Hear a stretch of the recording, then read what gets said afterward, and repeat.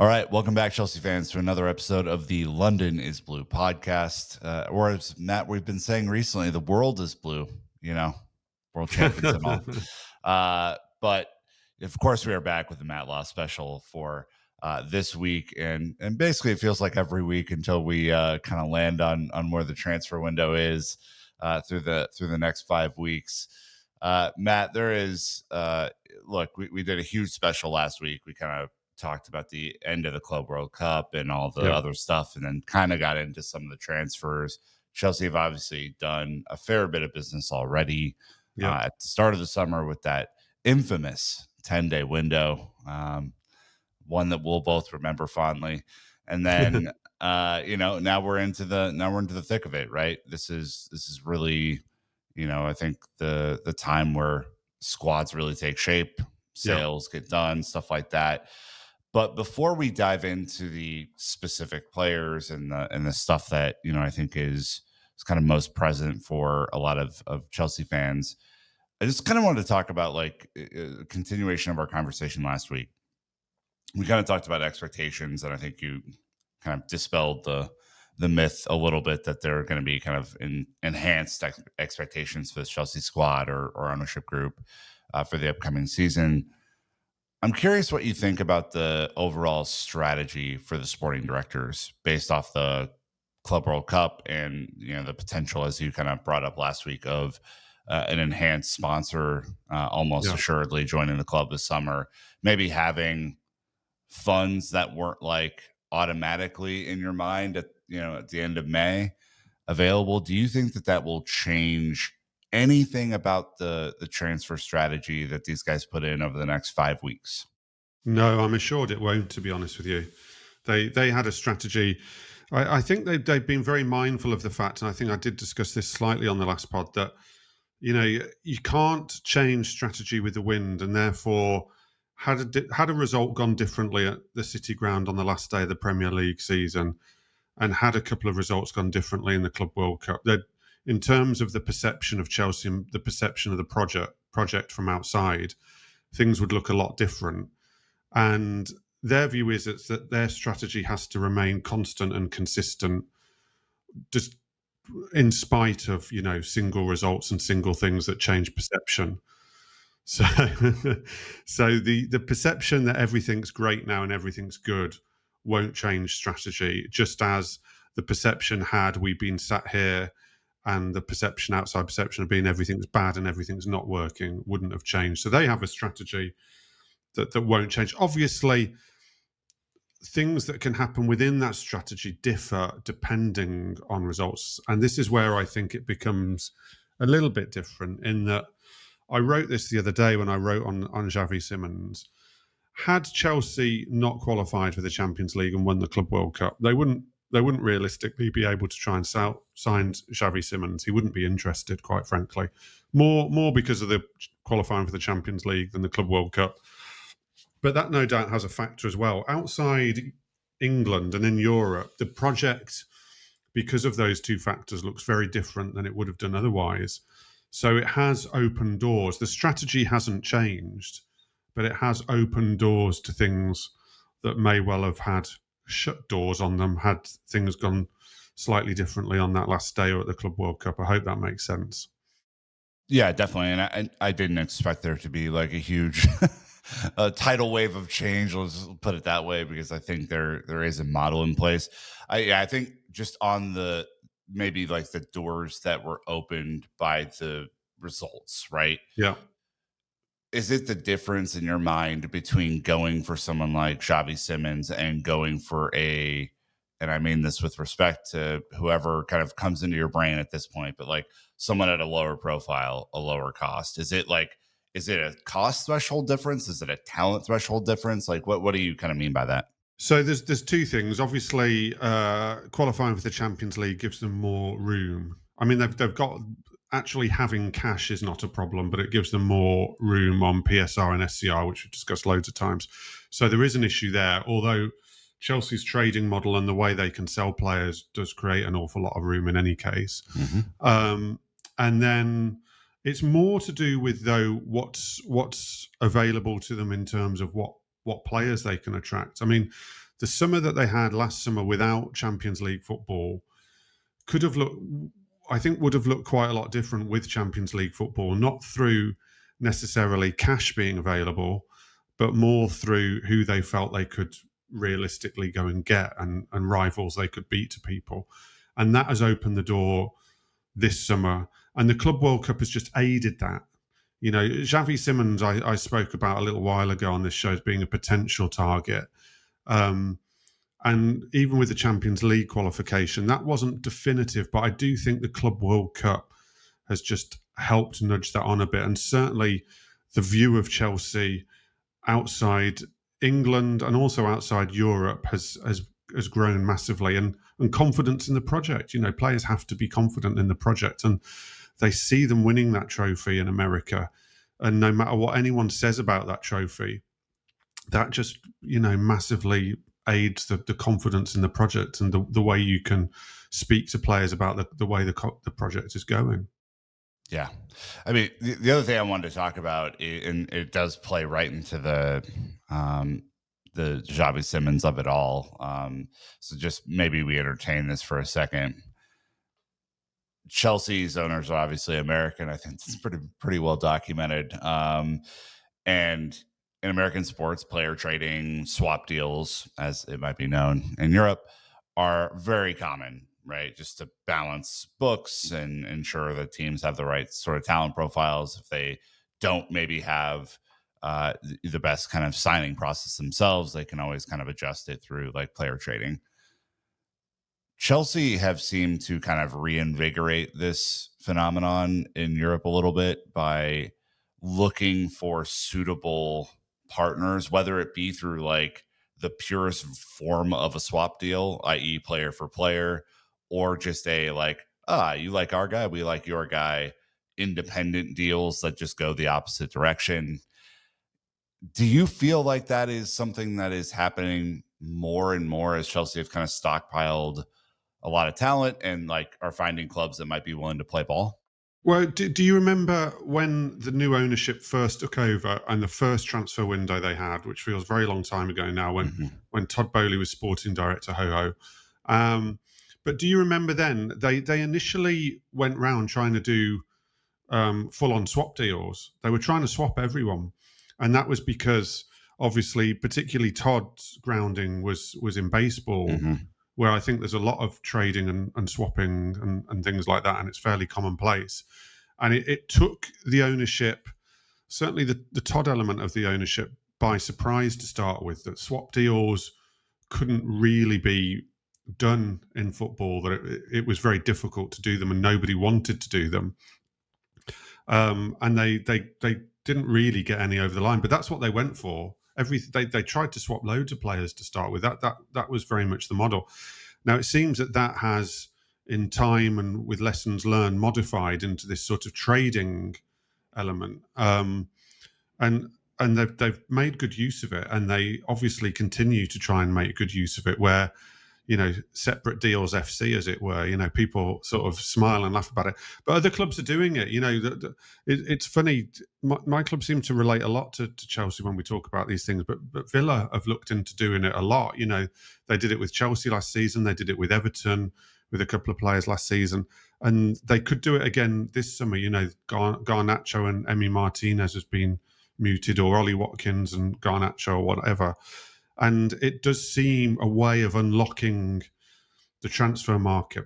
And because of the rules, because of PSR rules, because of SCR rules, and because of the fact that clubs who don't bring in the huge revenue, like United, like Liverpool, like City now, and Chelsea aren't in that bracket because of the stadium, the clubs who can't do it purely by revenue have had to find ways to unlock the market. And one way to try and unlock the market and unlock the rules a little bit is to trade. And you can't do it through pure swaps, because that doesn't work from a PSR perspective, and it just doesn't work for everybody involved in the deal. But it can work in this separate deals, and it has become a thing. And when we talk about Xavi Simons, you know, it's come out from Germany that Leipzig have asked on Carney. I'm told they've actually asked on 3 Chelsea players. I'm not told who the other 2 are, but they've asked on 3 Chelsea players. It might not be Carney. It might be Carney who ends up going the other way. I'm told Carney still would prefer to go to Dortmund. Dortmund currently only interested in a loan, which has made that very difficult. But whether it be that Leipzig can do a deal whereby they sign Carney, or whether they sign one of the other 2 players they've inquired about from Chelsea that also helps get the Xavi Simons deal over the line, you've got to think that's definitely a possibility. Yeah, just a note. Apparently, UEFA have made it clear to Chelsea and Aston Villa after last season's shenanigans of Ian Matson and Amari Kellyman, uh, which I think you know, you can kind of take at face value if you want to, Matt, that perhaps that there were inflated values in those independent deals to kind of help each other kind of take some heat off of PSR, that was going to be heavily scrutinized this year. So no nonsense from either one of us will surely be done on either side. But why don't we come back to the Xavi Simons of it all right after our first ad break here, and then talk through a couple of other fun ones before we get into what is a developing out market for Chelsea, which is exciting in and of itself. So thanks to the sponsors, and we'll be right back. All right, Matt, you did mention the kind of crux of a developing transfer since we talked last week, which is Xavi Simons, which is kind of another one of these flexible, kind of winger, second striker, forward types. He's played all over for Netherlands. He's played all over for Leipzig. Not a like pure out and out positional player by any means, but a pretty awesome technician. I think questions surround whether the Premier League is the right league for him to express his talents. And I think I'm going to leave that up to CFC Central and Dan to do a scouting special on. But you mentioned the fact that there are maybe up to 3 Chelsea players who Leipzig have interest in. One of them that I have seen reported in other places is Armando Broja, which, of course, a player that Chelsea have tried to figure out if there's a market for elsewhere. But pretending for a second that it's Carney Chukwuemeka, who we've talked about at length on our specials over the last 2 years now, is this a move just going out to Leipzig? The fact that it's still in Germany, the fact that he's seemingly rebuilding his confidence in his body after what were a couple of terrible injury-riddled seasons. Is this a good move for him potentially? Well, look, like I said just now, Carney, I'm told, still would prefer Dortmund. Carney wants to go back to Dortmund. He likes it in Dortmund. The problem is that so far Dortmund have only proposed a loan, which Chelsea aren't prepared to do. And the fact that they seem to have interest from Leipzig, I'm told there's also interest from the Premier League in permanent deals, means that, a Dortmund loan isn't going to be pursued at the moment.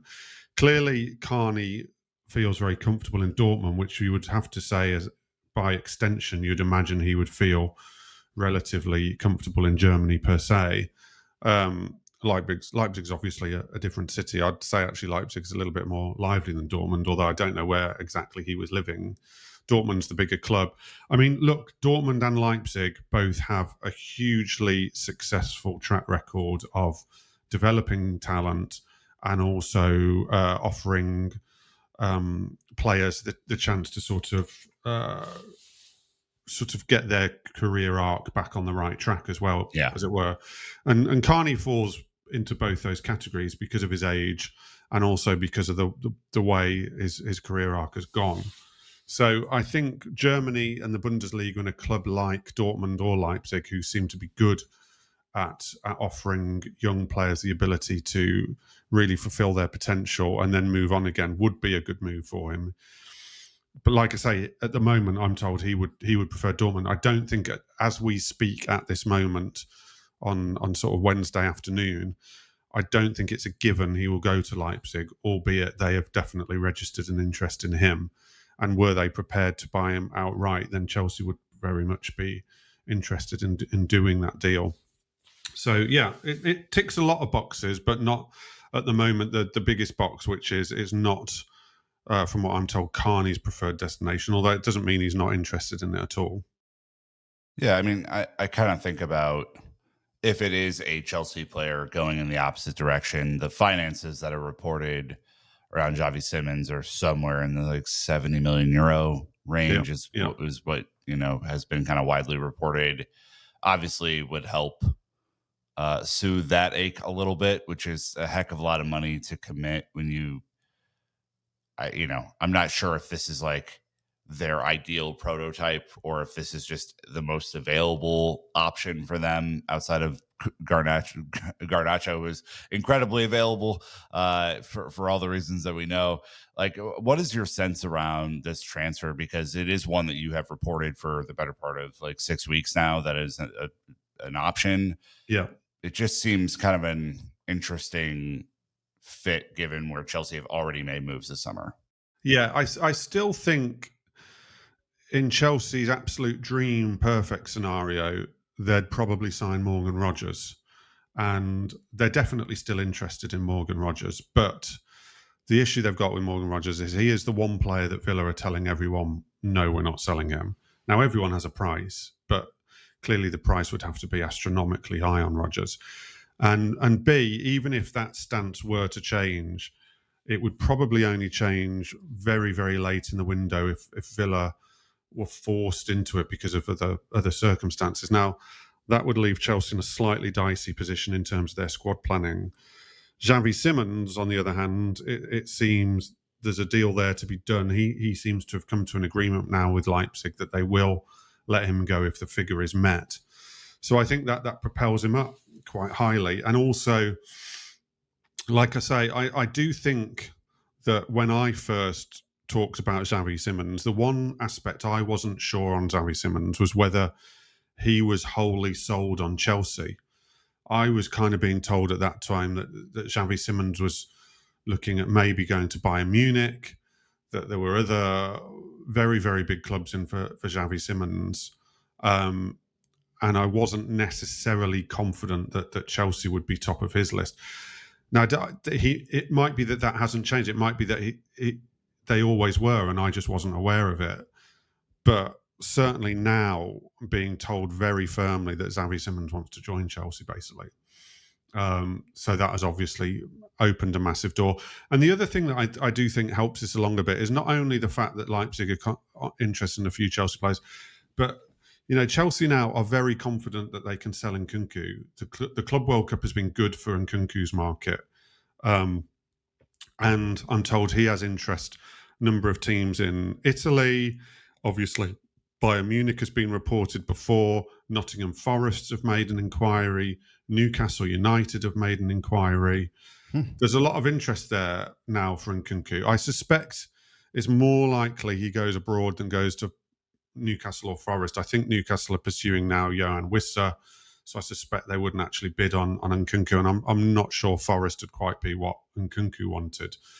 But just the fact that they're able to generate that much interest in him, I think there's a lot of confidence that there's quite a decent market for Nkunku now, which before the Club World Cup, I think we were all a little bit worried that where's the market for Nkunku coming from? Like, he is on clubs' list, but is he really on? Are they really going to move on him? Whereas there is now a market on him. So that's helped it along for sure. So a move for Xavi Simons is definitely dependent on an outgoing. It's not like a need to sell to buy. It's not like a cash issue. It's a squad space issue and just a squad planning issue.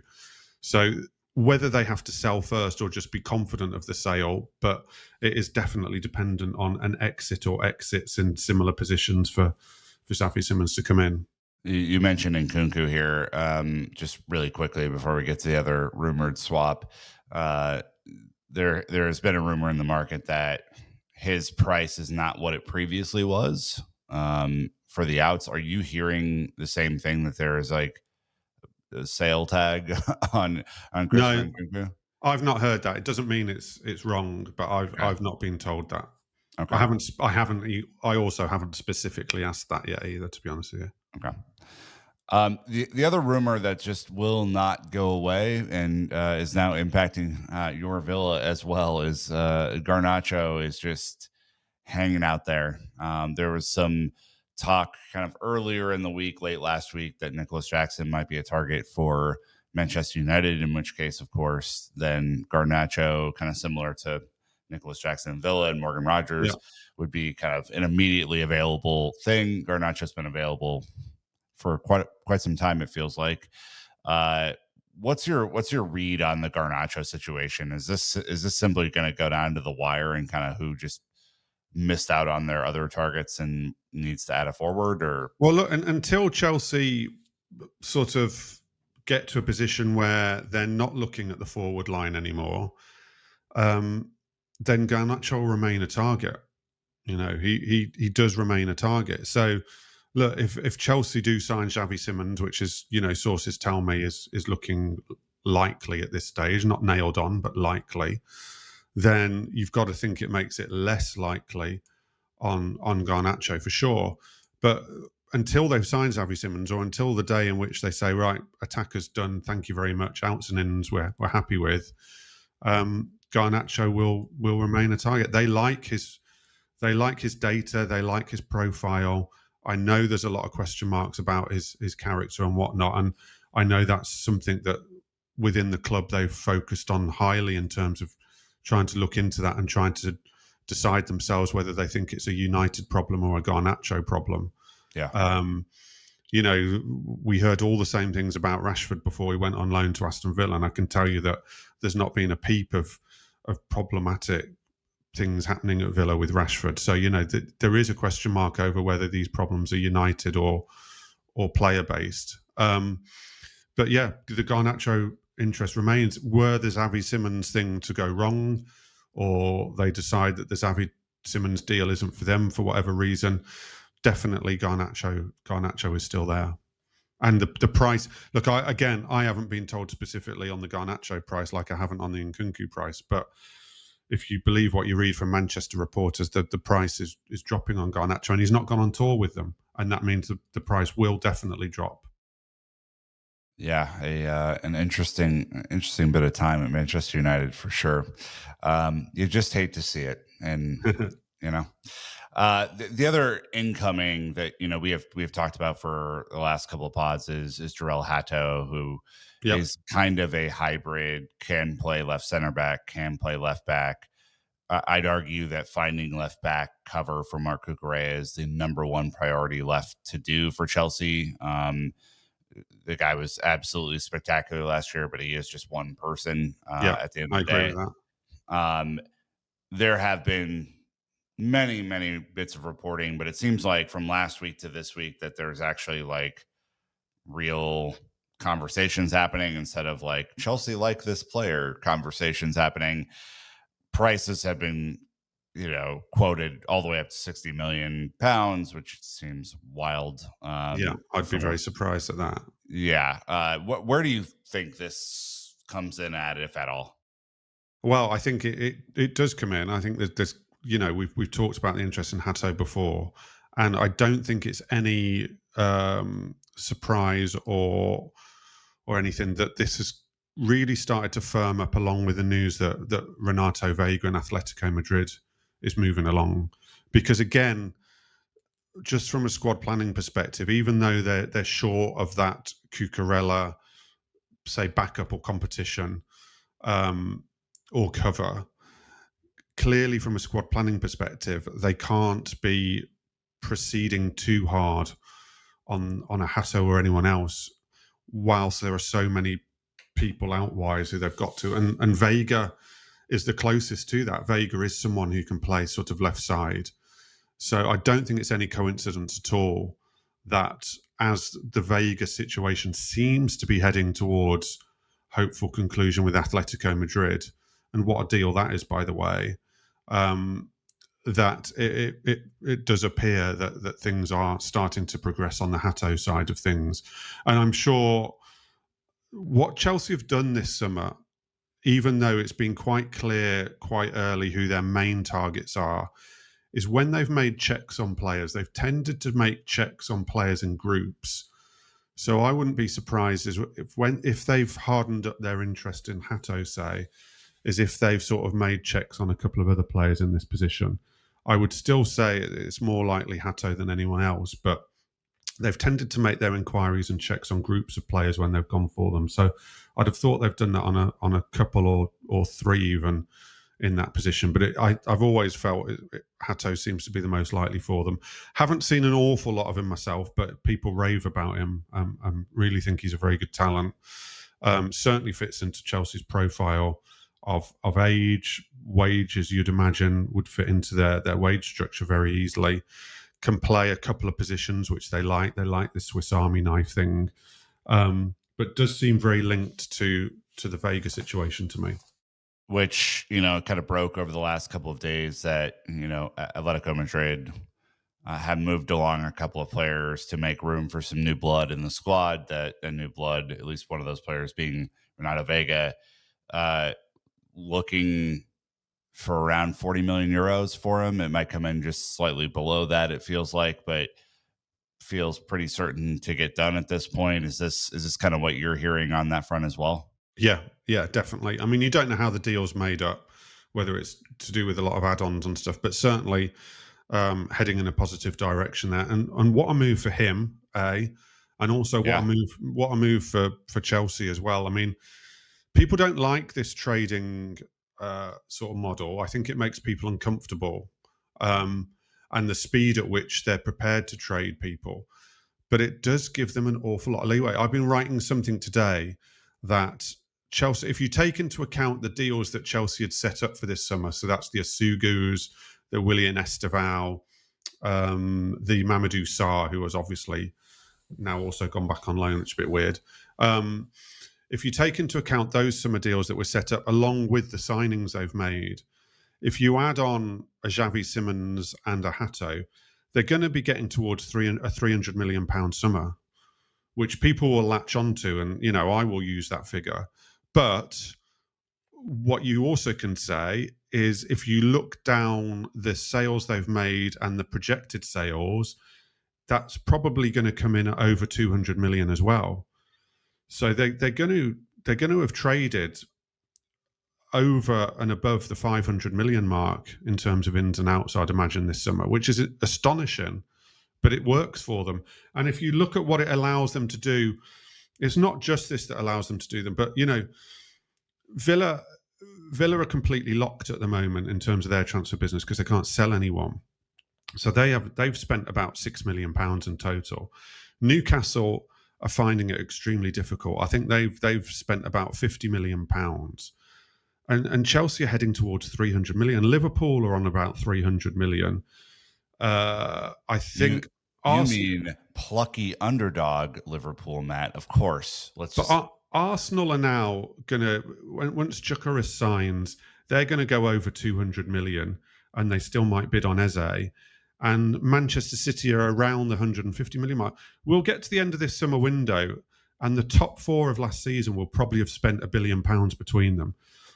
They are pulling away from the rest. The top four of last season, it feels like they've seen an opportunity because they know that Tottenham and United are going to have a go, but they're coming from so far behind that to bridge that gap is very difficult. And they know that Newcastle and Villa have got problems in terms of their recruitment because of PSR, because of sales, because of the fact that they find it difficult to sign in the same pool over their rivals. And it feels like that top four, led by Chelsea and Liverpool, have parked their tanks this summer and just fired away because they think they can. I think they think they can lock in the top four. I really believe that. I would also add a bloated Real Madrid that doesn't need to sign anyone else, a very poor Barcelona, exactly, having trouble signing anyone. Bayern Munich still being a threat in the market. Obviously, they do great business, and they've always done great business, but not a whole lot of other firepower in Germany as it pertains to transfer fees and stuff like that. Italian clubs, cash strapped for the most part. Like, there's not a whole, like, PSG would be the only other real threat, I think, in the market. Like, if you look across. Yeah, I agree. I agree with that. And as I say, it just really, really feels that they've seen an opportunity and gone for it to try and lock down the top four, because the top four over the last 4 or 5 years has seems to have had this sort of element of doubt to it that one club every year can enter it. You know, Newcastle did it, Villa did it, Forest tried to do it, Brighton had a sort of little go at it as well. And it feels like they've seen that opportunity to really lock it down and pull away. And I think the story of this summer so far in terms of the transfer window is actually that top four. Because for me, they've pulled a long way clear. And even though Newcastle will do business and Villa probably will unlock something to do some business, and United are trying and Tottenham are trying, I still think at the end of the window it will be impossible for the others to make up much ground on them. I really think they've used it well, the top four this window. I mean, it's a little bit sad for the competitiveness of the league, but it's great if you're a fan of that one of those four clubs. Yeah, I'm interested to see what the final tally is on sales. You mentioned it being over 200 million pounds. I think there's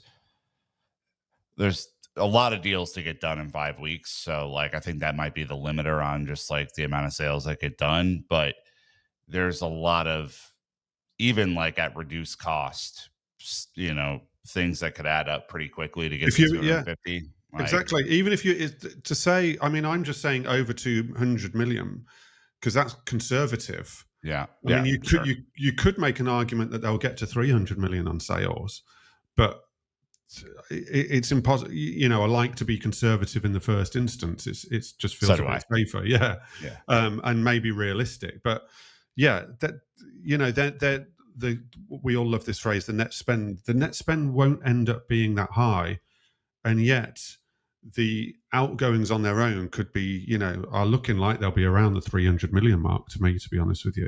It's an astonishing, and I think we're used to as well, when a club finishes in that top four previously, it's very unusual for them to have a huge trade. It's usually let's add one, let's add two.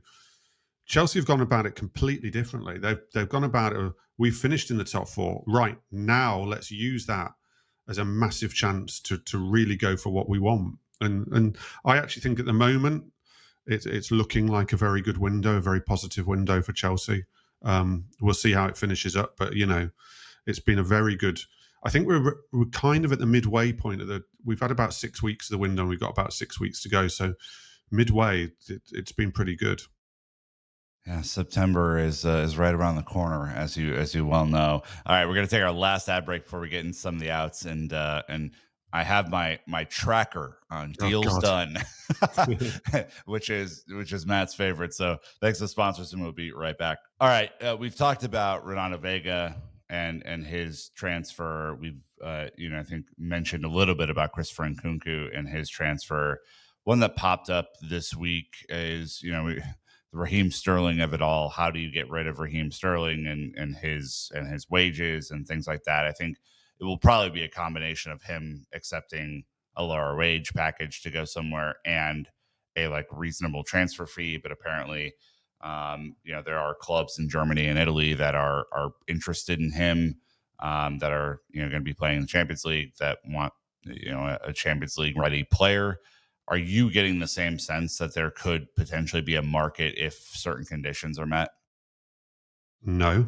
Ouch. No, I'm not getting that sense, but I've always believed, and I'm going to stand by this, and it's more a belief than any information, that a market will emerge for Raheem very late in the window. And this is why I think, because it'll only be quite late in the window that Chelsea's demands and what they're prepared to accept for Raheem will go more in line with the reality of what clubs are prepared to do on him, whether it be a loan with an obligation or a loan with an option or just a straight loan and the loan fees involved in that. And also in terms of the wage percentages of who's paying what and who's accepting what. I've always felt that we're still a few weeks away from everyone lining up on that, to be honest with you, because you wouldn't line up on that with 6 weeks to go, just in case someone comes along. So that's my first point. My second point, and I really feel this is relevant in terms of Raheem and possibly someone like Ben Chilwell, is that there's 3 games of the Premier League before the transfer window shuts. And I think that's going to be key for some of these players in these situations, because in those 3 games, there will be clubs both in England and overseas who either have a big injury to a player that completely changes their outlook on the last week of the transfer window, or they will have a nightmare start to the season. They will lose either all three games or not win all three games, and it will create a panic.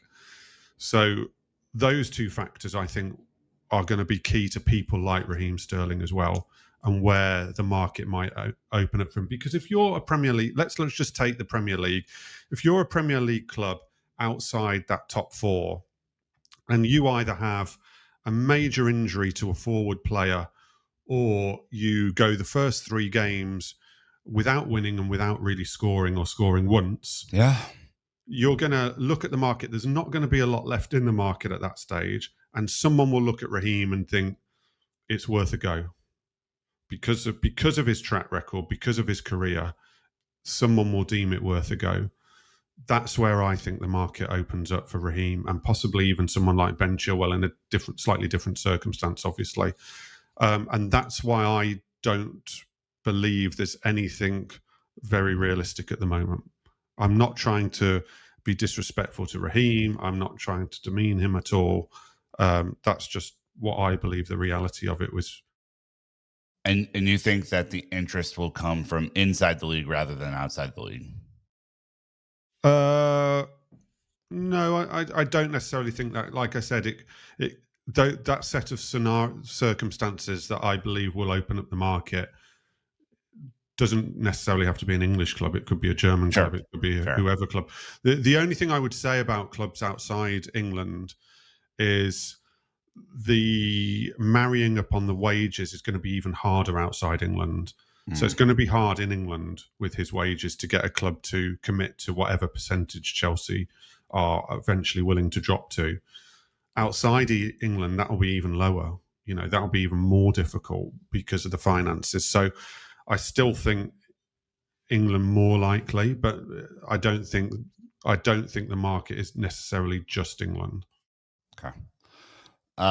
Joao Felix, a favorite topic of this show. Apparently there is a 50 million euro price tag on his head. We had heard a fee around 30 million pounds. We're doing the euro to pound conversion as we speak. And him going back to Benfica, although that doesn't seem to be like done at this point. Is that still where you expect him to end up, or is this kind of a free for all now? It still seems the most likely, although I keep getting told there's a bigger market for Felix than we publicly know of. There's a lot of confidence that they'll get a deal for Felix. I mean, look, I haven't outrightly asked. I often don't ask on fees because A, people don't like talking about fees, and B, I'm never quite sure who to side with on fees because you get told very different things. And I always think it gets very messy. I'd be absolutely staggered, if Chelsea were to receive anywhere near 50 million euros for Joao Felix. If they do, then, fair play. They're absolute geniuses. Don't quite know how they'd do it. But I saw that and it kind of made me smile because I thought, good luck with that. Whether you can structure a deal whereby if loads of different conditions are met and different goals are set, you can still get to that. I still think, though, I talked about it last time we came on, the AC Milan loan was hugely damaging to Joao and Chelsea's hopes of what they can get on Joao. But if you judge Joao on what he's done at Chelsea since he joined last summer and his performances for Chelsea, while he didn't play that much, I actually thought his performances for Chelsea and what he did for Chelsea were pretty decent, actually.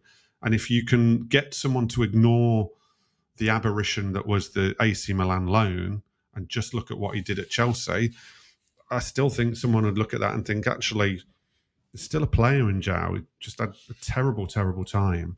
But 50 million euros to me seems extremely unrealistic. But I am told there is a good market for Joao Felix and a lot of confidence there will be some sort of decent deal struck for him.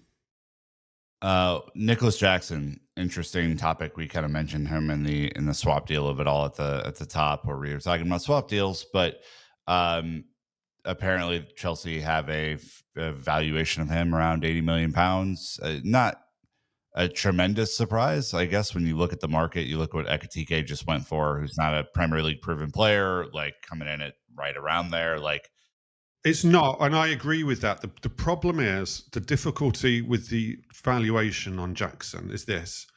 I totally agree that if you put him up against Ekatike, you can make a very good argument that he mhm, should be in the same ballpark. The problem is Ekatike is his team's star striker. Nicholas Jackson is currently his team's arguably third choice striker, it's yeah, fair, yeah, and that's where the valuation on Jackson becomes very difficult because I completely agree with the argument on if you put him up against Jokeres, if you put him against Ekatike, there's the valuation. But then in reality, clubs will be saying, but hang on, this guy we say is your third choice striker. And there's an issue with him as well. Does he want to be third choice striker? We are not trying to sign your star striker here, it's clear. And that's where the buying club's valuation will be sort of here and Chelsea's valuation will be here. And the reality might have to come into the middle of it because of that. yeah. But I agree. I actually fully agree. If you said to me, come up with a valuation for Nicholas Jackson, I would have it at around 70, 80 million. But I can't believe that any club looking at him as a potential third choice striker at Chelsea is going to come in at that. Yeah, And where's I the have. market for that? Where's the market for that amount of money? I mean, that's the big question. Could be Villa, you know. Let's just Even if they sell Ollie Watkins, they're not going to have the market for that amount of money. You know, if Villa sell Ollie Watkins, they're going to be in the market for a 40, 50 million pound striker. There's no way in a million years they're going to be in the market for a 70, 80 million pound striker. No chance. yeah, it'll be interesting. I have a feeling that one might go all the way to the wire as well. Oh, yeah, I agree with that. Yeah, I agree with that. Last one on the reporting. Apparently, some developing interest in Dewsbury Hall. Fulham are exploring that. Any additional intel on what might happen with him this summer and his role? I know we kind of talked about him kind of coming into favor weirdly, Yeah. kind of late in the season. And West Ham, I think, have some level of interest in him. I think West Ham would be more interested in loan. I don't see Chelsea wanting to loan him. He's a good squad addition for them to loan, albeit they would definitely sell him if the conditions were met. I'm not quite sure what those conditions would be. Yeah, he's a funny one because, as I said last time, you know, ask me before the Club World Cup or at the end of the season, I'd have said 100% out.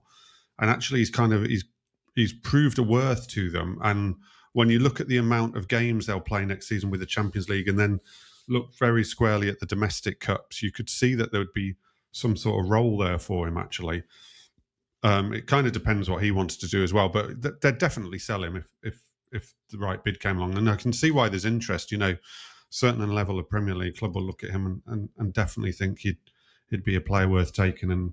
And yeah, Fulham and West Ham are certainly teams I've heard of interest from. Last thing to quickly touch on, then we'll go through the official list of outs because there's just a lot to happen here. You mentioned Mamadou Sarr returning on loan to Strasbourg, which was a surprise to a lot of people who thought that he was given a squad number at Chelsea like Yeah, over the summer. Like it was a very strange one, but apparently they deemed that he would be more useful back at Strasbourg than he would be at Chelsea this year. Maybe that is the Jarell Hato of it all coming into play.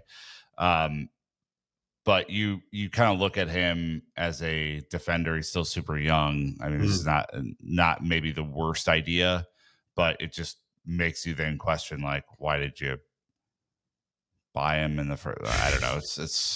To me All I these are can think, all I these are can the think. deals that make my head go, Matt. Like I'm like, okay, Look, all so right. from our position, where we don't really know how this multi-club deal works and what goes on in the background and how the finances work. From our position, just looking from the outside in, it looks a bit mad because obviously the very clear argument is, well, you own that club. Why do you need to buy him to loan him back? He can just stay there without you needing to buy him. You therefore don't spend the money, and you therefore don't use the loan spot. There is no way on this earth that Chelsea and their sporting directors, whose business, I have to say, over the fullness of time, isn't looking quite as crazy as a lot of people thought, and the strategy looks a lot better thought out than people thought. There's no way on this earth they've just fucked this up. Like, apologize for the language, but I can't think of a better way of putting it. How dare you on Sorry. this pure program that we have here? Unbelievable. I'll be banned. I'm gonna be banned from appearing on it again. Certainly if my mum listens to it, I'll be banned. But there's no way they've just like messed it up and been like, oh shit, like we shouldn't have No. done this. Like, Yeah, so I'm not saying that. It just seems. yeah. So what I'm saying is there is a benefit, or there is something happened that without being in amongst it and knowing all the agreements and knowing how these things work by actually working in it. And no one's going to tell me, because they're not going to tell a journalist this level of detail. They might do in the fullness of time, but they won't now. There's something that clearly it makes sense. There has to be, because Well, you'd hope. no, there is. There just is. We haven't been told it. We don't know it.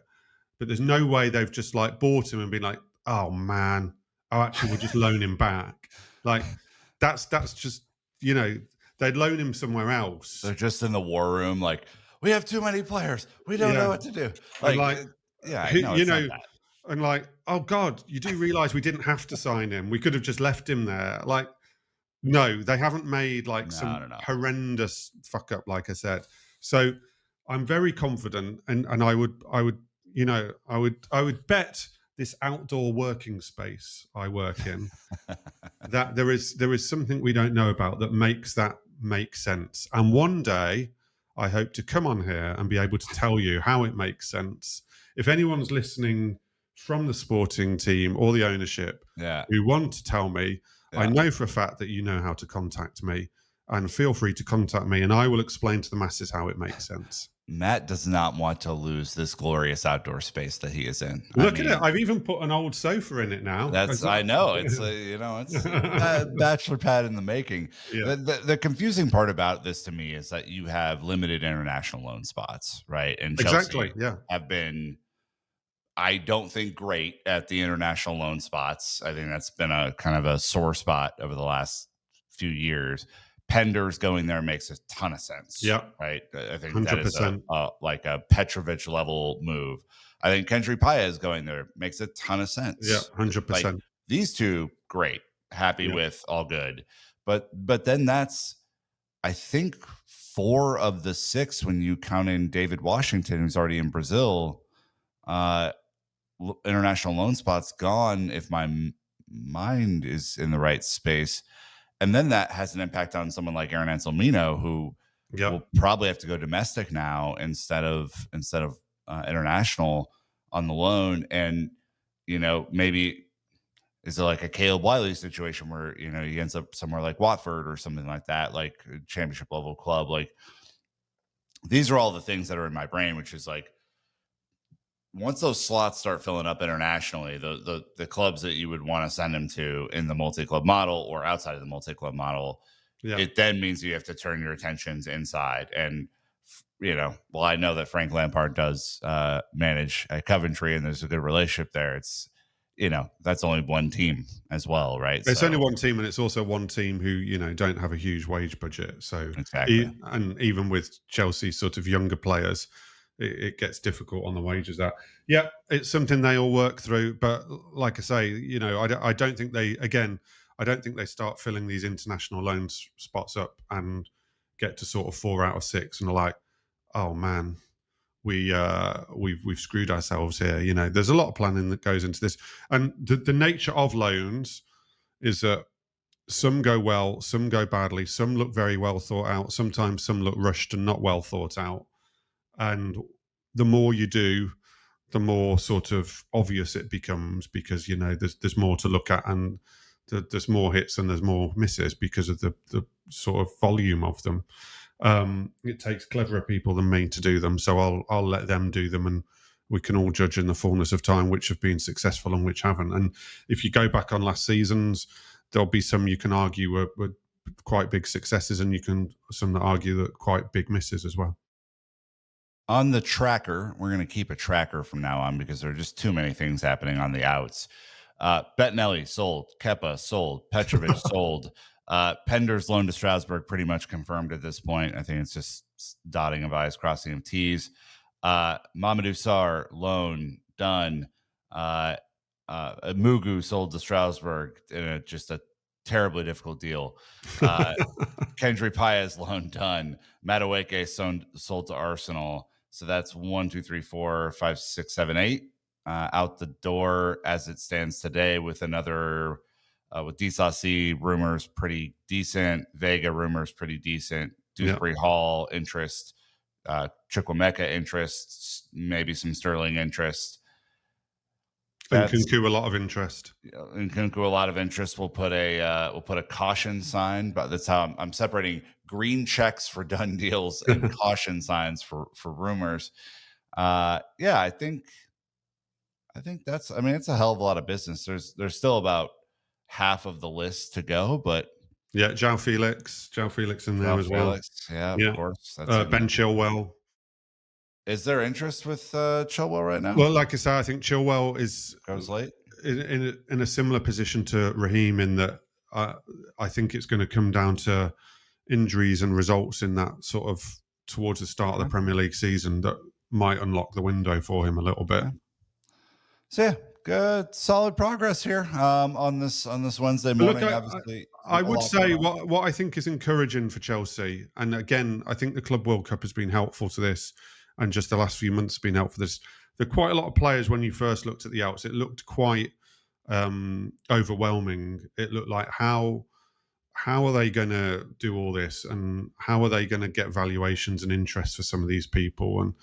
And in actual fact, when you go through it, other than you sort of Sterlings and Chilwells of this world, where you need something to really unlock, you look at it and you think that they probably will get what they want to do done. And valuations will have to fluctuate a little bit because you're still dependent on the market and people actually being willing and wanting to pay the money you want. But when you look at it, they're going to get through an awful lot of business. And like I say, I would speculate that come the end of the window, they'd have traded around £500 million worth of players, or even more so in terms of ins and outs, which unbelievable, really, £500 million.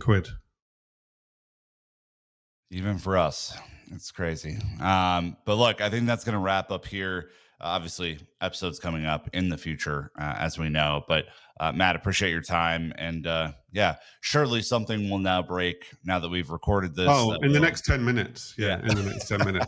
Or the other thing that occasionally happens is I get a phone call half an hour telling me about something. I'm like, I just kind of said the opposite thing on the Londoners Blue because I didn't want anything to really change. And it's like, oh man. But yeah, as of Wednesday afternoon, 3 p.m. in England, I've been as accurate as I can be. There we go. Well, until next time, Chelsea fans, you know what to do. Keep the blue flag flying high.